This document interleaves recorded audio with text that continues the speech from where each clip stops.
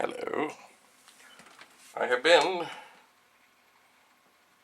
off the air a little bit. I've been busy. Oh, that's not what I had in mind.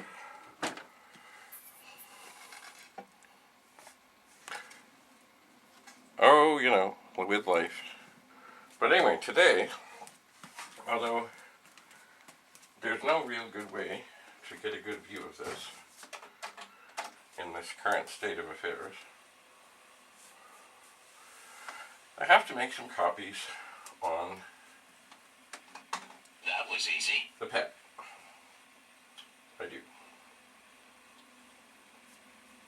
So, if everything was, I've been working on a lot of Amiga 500s and things and stuff. So anyway, believe me, back here is an 8296.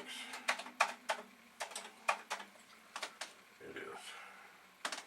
And if I could see what I was doing, that would help. Okay.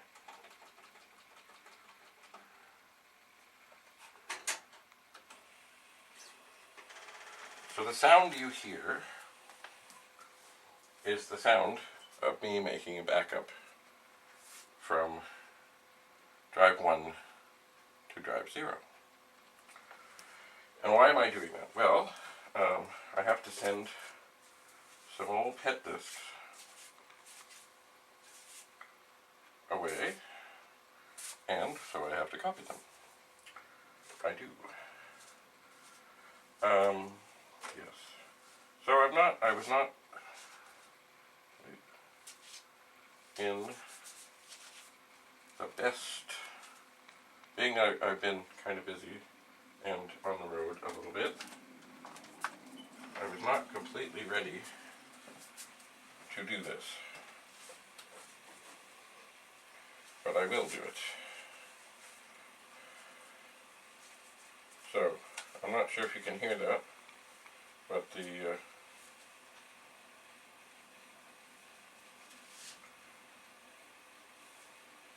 4040 is now doing the copy. Firstly, it fires up and formats and checks the output disk. And then both drives kick in and things start to copy. So that is what it is doing at this moment. Now what I did, and for people with the 64, boy, I know I wish they had made, more dual drives, but they didn't.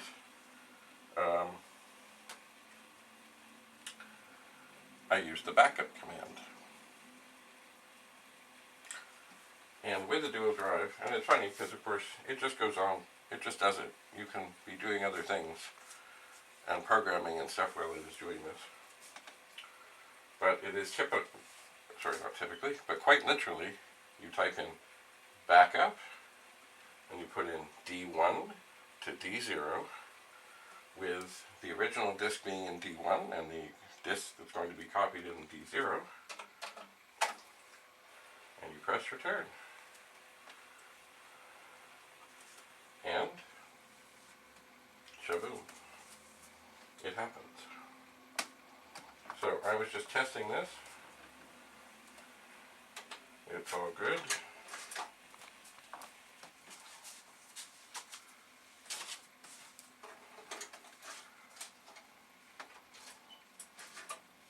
So the disks I'm copying are for the pet. They don't have to be in order to use this setup, but in this case, they are. Now, the thing about,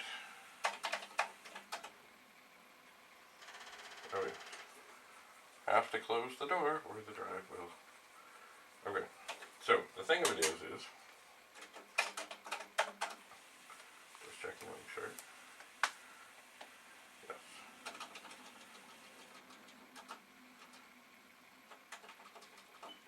Alright, so back up D1 to D0. Now, there's another thing. I did some stuff before on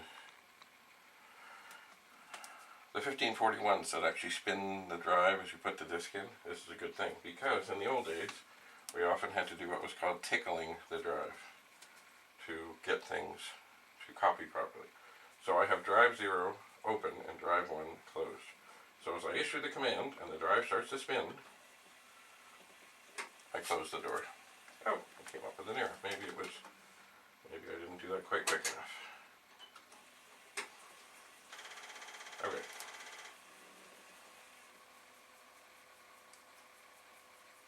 Okay, so it is now checking and formatting the output disk. It is. And if I were not so sort of rushed and hurried, I would go through this with a little more detail. Actually, I might even load up some of the programs. But right now, I still have the old pet in the way and other things in the way, and I just got to get this stuff in the mail. Because it looks like what's on one of these discs is indeed a version of Space Invaders. Can you imagine, huh? Okay. Uh-oh. I hear things. What's happening over here? Okay, we have an error. We have a read error. Now, the one thing that is always interesting about the backup command is, let's see, oh yeah, this disk is pretty full.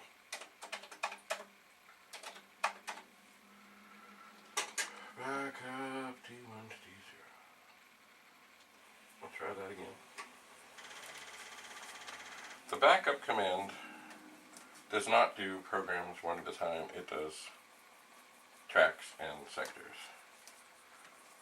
So if there's an error, even if it doesn't have anything to do with where a program is, it will flash up an error. Now, what does this mean? That I've just got a read error? Well, remember, disks are old.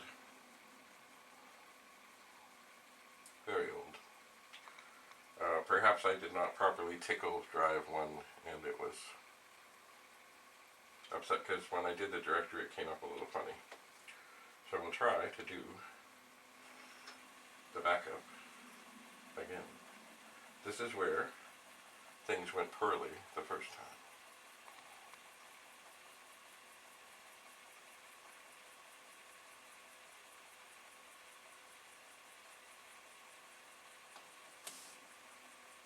But it seems to be copying at this time.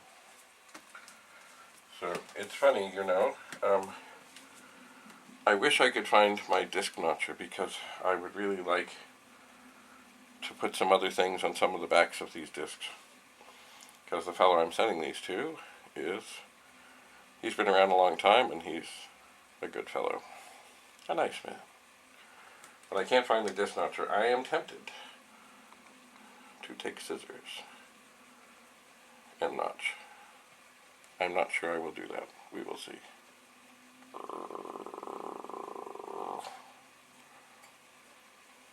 We will see. What else? Oh yes, there is another way to copy a whole disk. Now it takes a little longer. Probably it does. But if you do find that you have an error on a disk and you want to find out what file it's in, if it's in a file at all, you can use the copy command. And in that case, you have to format the output disk first, and then suppose the things have stopped. First thing I will do is look and see if there's a red light. There is no red light. So,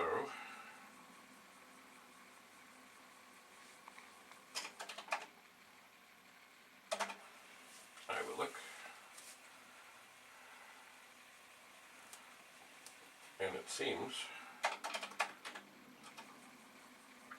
that it has loaded.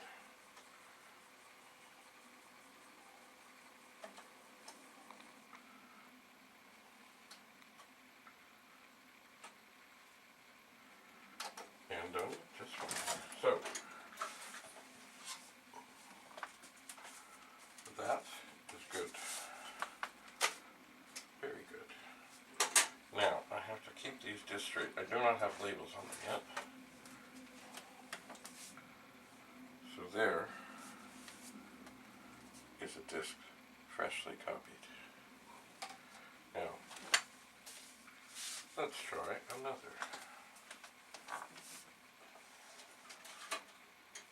I must tickle the disc.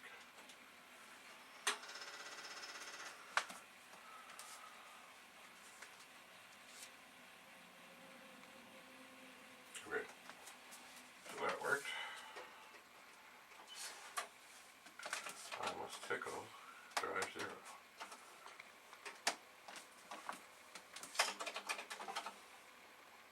Okay.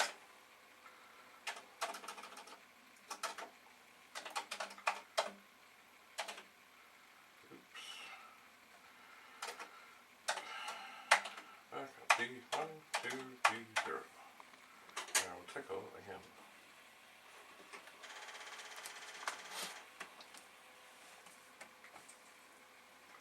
And away they go. Now, I will look over here, amongst other discs here. I have discs around.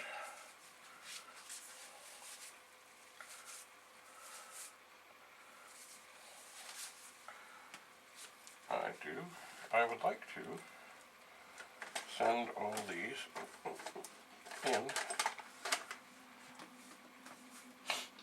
the same sort of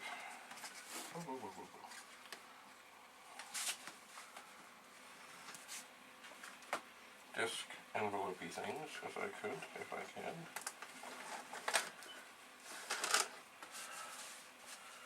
Which may or may not be possible.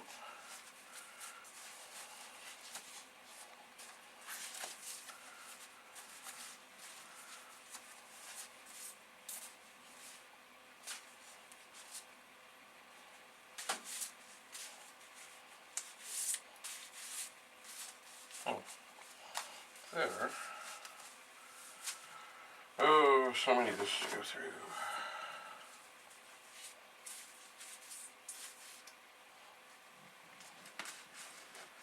And this is probably not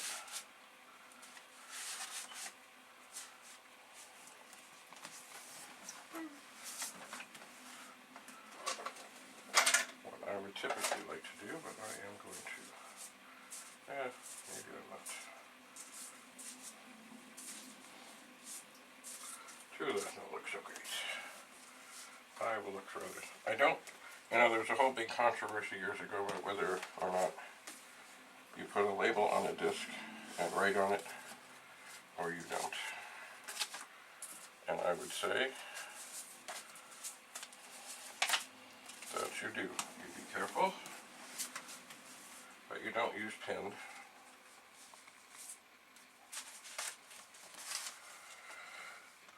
Okay. I hear things, or I don't hear things.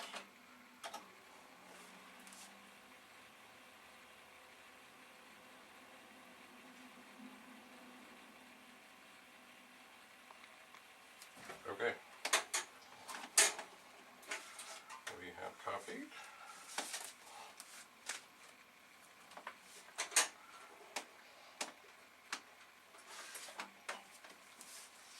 So what I'm going to do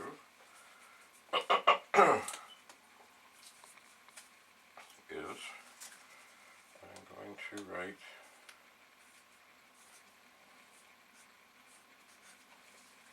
on the sleeve. Now that disc is double-sided, so I will probably come back to it and put something else on there as a surprise.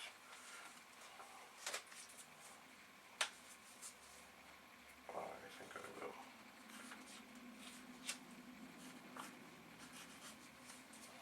And I will write on that disc. Sorry, on that sleeve. So now, trying to know, years ago, long ago, at T-Pug,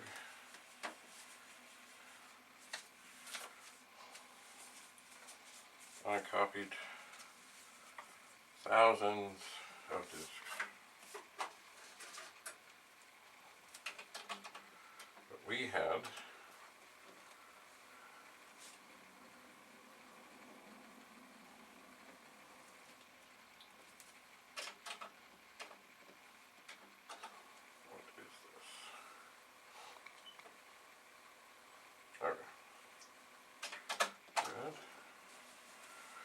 we had a machine set up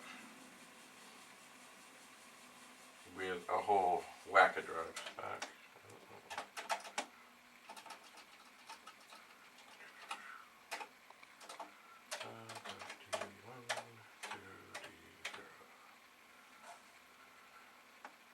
And you know what, this time, because I don't remember, I'm going to tickle them both. What did I do? Oh. Right. If you don't, there we go. It's easy to typo something. So, the machines we're using today are an 8296 and a 4040 dual drive. So yes, back in the TPUG days, I used to copy disks there. Hundreds, thousands, lots and lots. Those were the days, the pioneer days, the days where everything was new and exciting. Where someone would come and say, hey, look at this little program I did. It was magic. Magical. So, if I was better organized, which I am not yet anyway, I would have had this better arranged. But, another time, I'm going to leave these interesting discs down here, and I will get a machine into a spot where we can better look at it. Actually, as I said, I may start filming some things not in here, so I can better isolate onto things. Because for stuff like this, and I see one of the programs that's on here, on some of these discs is the Space Invaders game.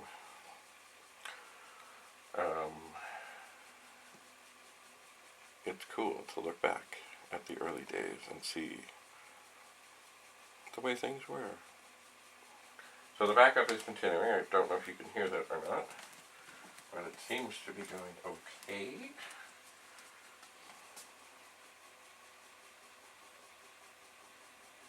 It does. Oh,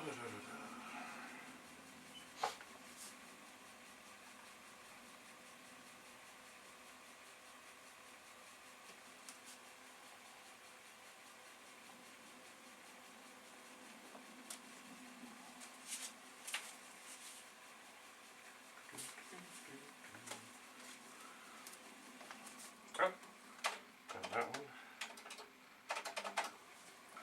is done.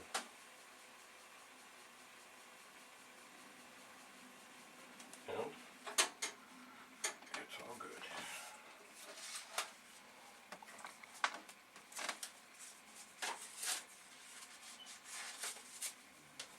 So the fresh disc comes out.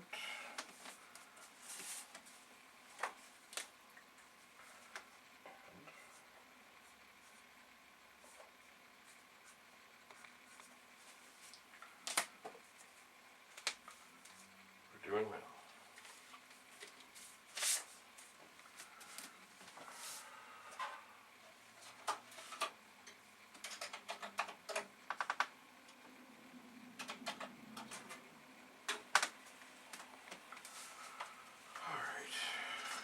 Oh dear.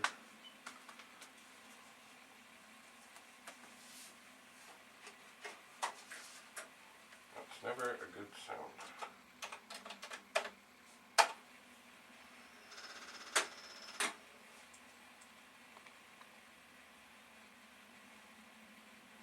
Okay. Once again, tickle the disk drive.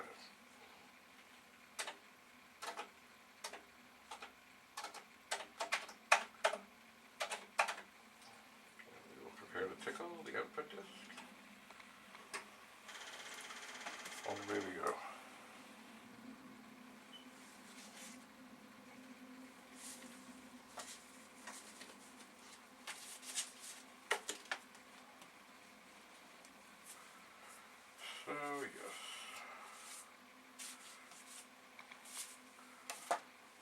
are happening. Yes. Yes. So, story time. T-Pug meeting story. That whole thing I was talking about notching discs and using the other side, everybody did it. And, of course, companies would say it is only certified on one side. But, of course, different systems use different sides of the disc. So the same disc might be written on the bottom by one system and the top by another. So both sides were good. Anyway, I remember there was a T-Pug meeting, and there was much discussion about whether this was okay to do. And there was talk about how the tiny particles would spin one way, and then if you put them in the other way, they would spin the other way within the sleeve, and that would perhaps compromise the disc, and all kinds of arguments for why you should not do this. And Jim Butterfield was there, as well as Steve Hunter and others. And as I remember, Jim Butterfield and Steve Hunter ended up on the opposite side of the discussion, or the, not argument, discussion. And, then we carried on with other things. And remember, this was in an auditorium. There were hundreds of people there. Hundreds of people. It was at Leaside High School in Toronto. So, a little bit later, Jim is up doing a demonstration on something. And for whatever reason, by the way, he was on the side of the no, you shouldn't notch and use both sides of the disc. So he's up there a little while later. Oh, we're finished. Just a sec, we'll get to the story. Hang on.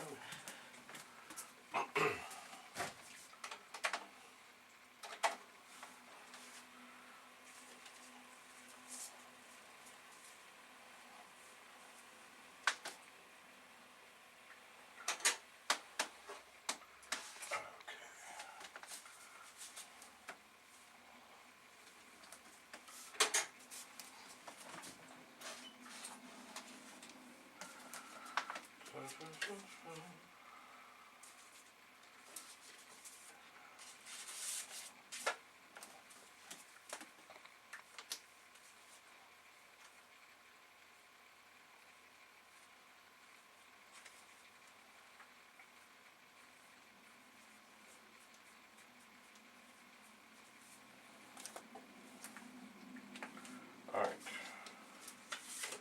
Just one to go.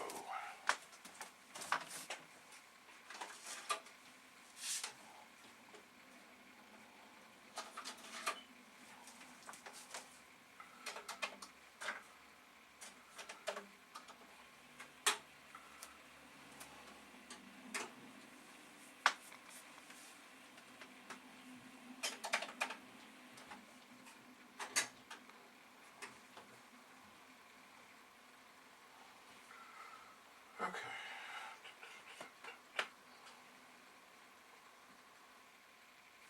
All right.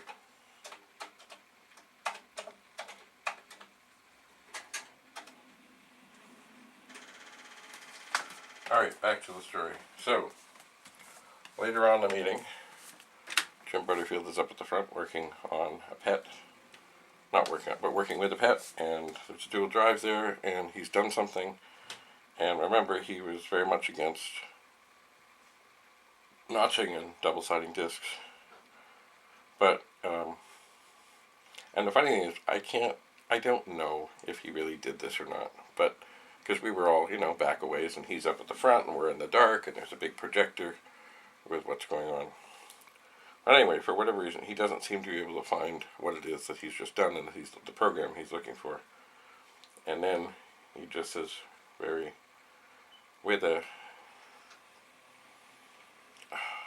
you had to know Jim to know his subtleness, and without vast anything,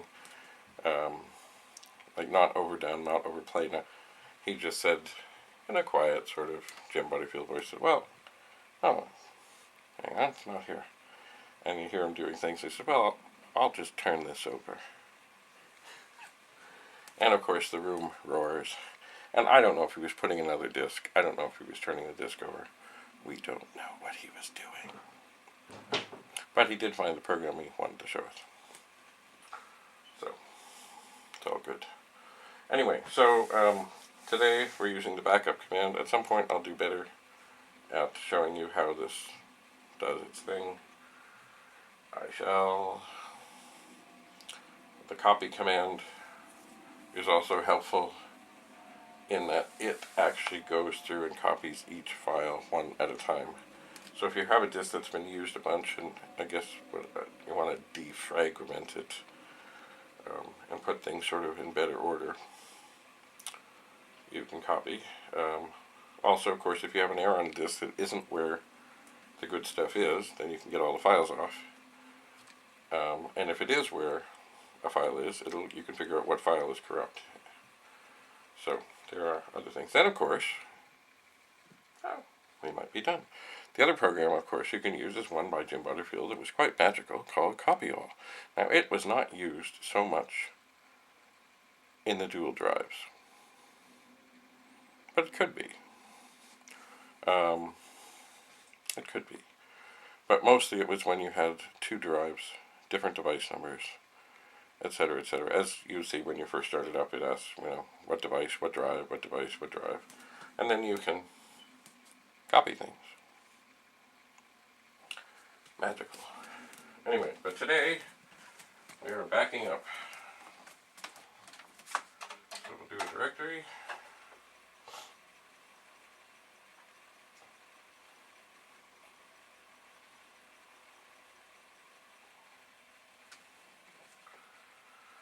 And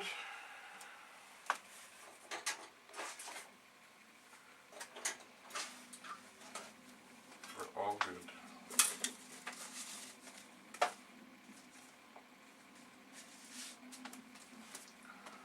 So, all right.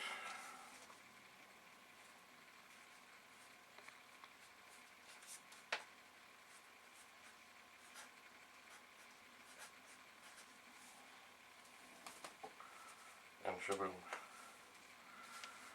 We are done. Now, I should take a little time and tidy up here. As I said, I haven't been in here much lately, but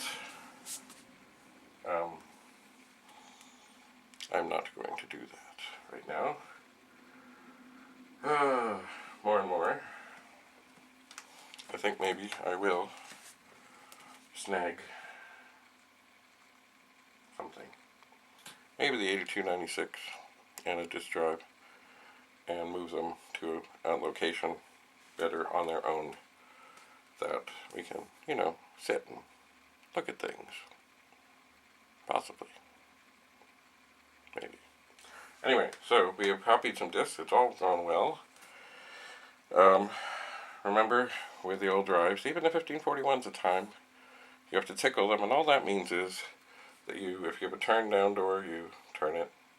If you have one of the snappy things, you kind of pop it up and snap it back down while the disk is spinning to help it seat properly.